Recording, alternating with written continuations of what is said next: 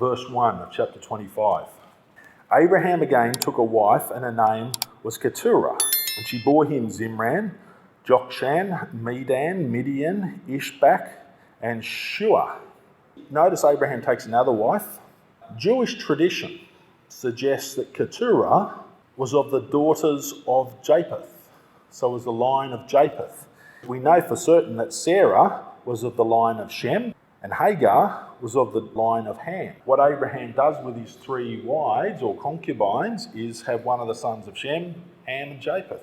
Nothing spiritually significant. It's an interesting little side note. The 6 sons recorded here to Abraham. The one that really jumps out to me is Midian, became the father of the Midianites, and he settled in the western parts of modern-day Saudi Arabia. And 500 years after these events, or thereabouts, Moses, when he fled from Pharaoh, you might remember he fled to the land of the Midianites. So he fled to the land of one of Abraham's other sons. So that's interesting. When he was in the land of Midian, tending sheep, the flock of Jethro, and he married Jethro's daughter, Zipporah. When he was there, that's where he saw the burning bush. That's it. That's where Mount Sinai is. So if you ever see a map, you see the Sinai Peninsula.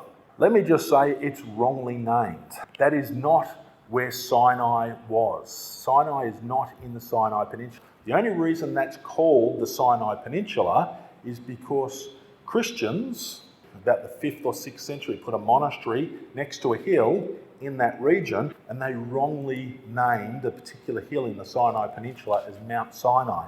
It's not. Sinai is in Arabia. How do I know that? The New Testament tells us, the book of Galatians tells us Sinai in Arabia, but also the land of the Midianites is in Saudi Arabia, western Saudi Arabia. Verse 5, and Abraham gave all that he had to Isaac, but Abraham gave gifts to the sons of the concubines which Abraham had. And while he was still living, he sent them eastward, away from Isaac his son, to the country of the east.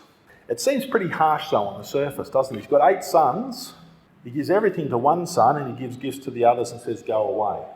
That's what was commanded, and that's what happened. This is the sum of the years of Abraham's life, which he lived, 175 years. Then Abraham breathed his last and died in a good old age, an old man and full of years, and was gathered to his people. 175. Who, show of hands, I'm going to go out on a limb, who believes Abraham lived to 175 years? Good. So do I. Seems ridiculous though, doesn't it? If you went out to your non-Christian friends and said, I just read about Abraham and he lived to 175 years, what do you think people would say to you? That's exactly right. They'd laugh at you. They'd go, oh, that's a silly Hebrew fable. That's what happened. He lived 175 years. Remember, these people, the secular, the atheistic, the people outside, they don't know the Word of God. They don't believe those first 11 chapters and the events that occurred in them. They think this earth's millions of years old, billions of years old. They think humans have been around on this earth for hundreds of thousands of years. We haven't. When God created Adam and Eve, he created them to live long. They didn't get cancer. Their skin didn't start to struggle. Their hearts didn't start to fail. Their eyes didn't start to fade. God built them to last long. And that's exactly what they did. It's only after several thousand years of DNA copying errors down through the ages that our lifespans have shortened. And back in Abraham's day, you could live for 175 years. In fact, his grandfather and great-grandfather, they all lived much longer than that. After the flood, the lifespan of man quite drastically reduced. And now, if we get to 100, I think I just recently heard the oldest person on the earth today is 116 years.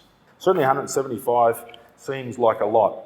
And Abraham breathed his last and was gathered to his people. It doesn't say he died and was buried, although that's what happened, but he was gathered to his people. It's a reference there, there's a slight little hint of life after death, I think. Verses 9 through 18 we're going to skip over, reading from verse 19. This is the genealogy of Isaac, Abraham's son. Abraham begot Isaac. Isaac was 40 years old when he took Rebekah as wife, the daughter of Bethuel, the Syrian of Paddan Aram, the sister of Laban the Syrian. Now Isaac pleaded with the Lord for his wife, because she was barren, and the Lord granted his plea, and Rebekah his wife conceived. That's a familiar story, isn't it? Wasn't that long ago we were reading about Abraham's wife Sarah, and she was desperate for a child. Sarah was barren, she couldn't have a child. And here we read that Isaac's wife is barren, she's not able to have a child. And it's strange that when Isaac speaks, God listens. Don't necessarily find that when I speak. God doesn't seem to listen to me, but when Isaac prays, when Isaac speaks, God seems to do what he says. He pleads with the Lord. There might be things in your life. You might have been pleading about things for years, and God, for whatever reason, he chooses not to do what it is you're asking, even if it seems like a godly thing. And Rebecca can see God listens to the voice of Isaac. But the children struggled together within her, and she said, "If all is well, why am I like this?" So she went to inquire of the Lord, and the Lord said to her, "Two nations are in your womb. Two peoples shall be separated from your body. One people shall be stronger than the other, and the older shall serve the younger."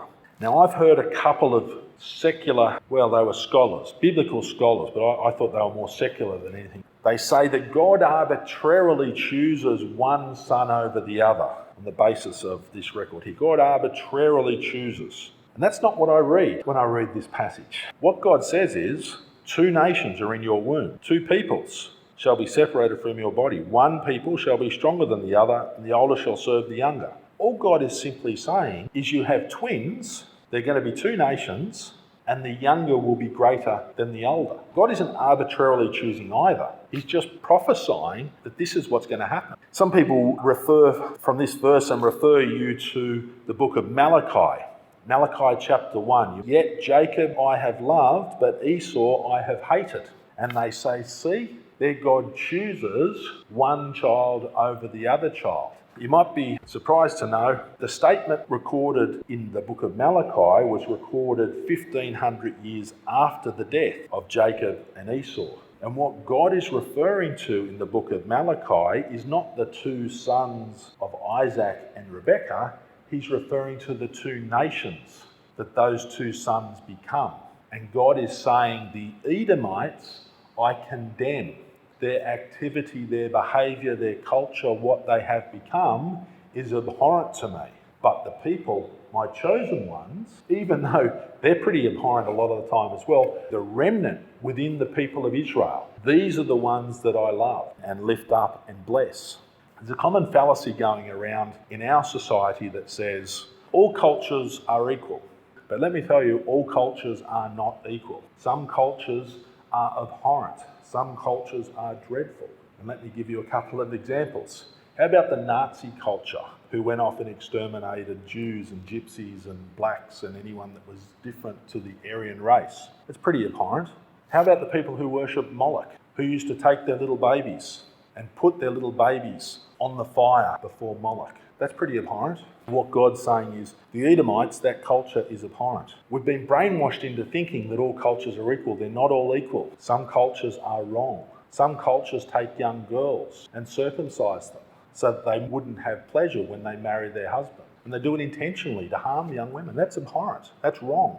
So not all cultures are equal. But here we have the prophecy of two sons back in the book of Genesis. We read in verse 24, "So when her days were fulfilled for her to give birth, indeed there were twins in her womb. And the first came out red. He was like a hairy garment all over. So they called his name Esau. Afterward his brother came out, and his hand took hold of Esau's heel. So his name was called Jacob. Isaac was 60 years old when she bore them." He's well named Jacob. It means usurper, supplanter. And that's exactly what Jacob is. Heel grabber, usurper, supplanter. When you're reading the book of Genesis, understand that it is largely chronological, but it's not always every single verse is chronological. When you do the maths, you find at the birth of Jacob and Esau, Abraham's still alive. Even though we've just read about the death of Abraham, and in fact, Abraham would have seen Jacob and Esau up until they were 15 years of age, believe it or not. Jacob and Esau would have both known their grandpa Abraham, would have heard the tales of Abraham, how God had delivered Abraham, how God had made promises to Abraham, how God had made promises about an inheritance of land and a great people and a coming Messiah. So when the boys grew, verse 27, and Esau was a skillful hunter, a man of the field, but Jacob was a mild man dwelling in tents. And Isaac loved Esau because he ate of his game. But Rebekah loved Jacob. I don't think either Isaac or Rebekah would be getting any nominations for Parents of the Year. It's quite clear they play favourites. The oldest, he's Isaac's boy. That's Daddy's boy.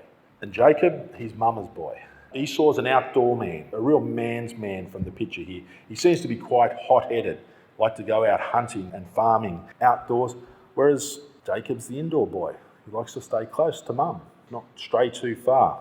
Esau was a hairy, rugged man, whereas Jacob's a smooth man. Parents playing favourites. We're going to see the chickens come home to roost on that. This is going to really stir up problems. I suspect that Isaac's parenting skills he gets from his father Abraham. Sending sons away, go away, you're out, you're out, you're out. And it's quite clear Abraham tries to play favourites with Ishmael, but God had other ideas. Certainly this is a troubled house, and it divides, I think, even Isaac and Rebekah. It causes conflict right through this playing favourites. Now Jacob cooked a stew, and Esau came in from the field, and he was weary. And Esau said to Jacob, "Please feed me with that same red stew, for I am weary." Therefore his name was called Edom.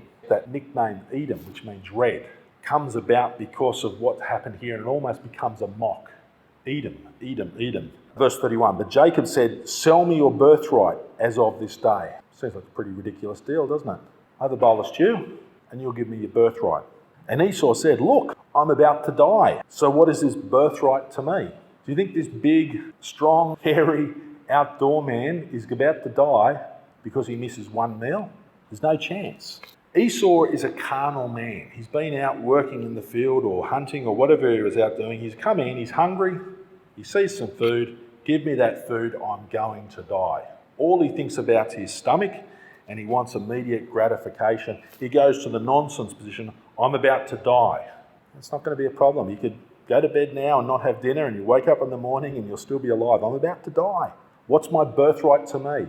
Those stories we've heard from Grandpa about how there's a land promised to the descendants. I will bless those who bless you and curse those who curse you. All of those birthright promises that they've heard since they were little boys. Esau says, "No, doesn't matter to me. I'll have the bowl of stew, thanks." Then Jacob said, "Swear to me as of this day." So he swore to him and sold his birthright to Jacob. The book of Hebrews in chapter 12 clearly defines Esau as a profane man. That means irreligious, godless. And the fact that he would say those precious promises made by God to our grandfather Abraham and repeated to their father Isaac were of nothing to him. A bowl of stew was the equivalent. He didn't sell his soul, but it's almost like selling your soul for a bowl of stew. You know, the gospel is pretty widely preached here in Australia, and people just dismiss the gospel. No, I'm too busy with work. I'm too busy with family. I'm too busy with sport. I'm too busy watching TV. People really do today sell their soul for trivial matters. A bowl of stew, a bowl of red stew and a bit of bread. And that's what Esau does. Not interested, give me the food. And Jacob gave Esau bread and stew of lentils. Then he ate and drank, arose and went his way. Thus Esau despised his birthright. A profane man, a godless, irreligious man. But to tell you the truth, Jacob doesn't come out looking very good here either. The fact his brother's looking for some dinner and he says, "Sell me your birthright for a bowl of stew," it doesn't paint Jacob very well either. So both sons come off looking pretty bad. And I think the favouritism that Mama played and Papa played with their two children, I think that caused massive problems between Jacob and Esau. And I don't think they had the greatest relationship because of the way their parents behaved.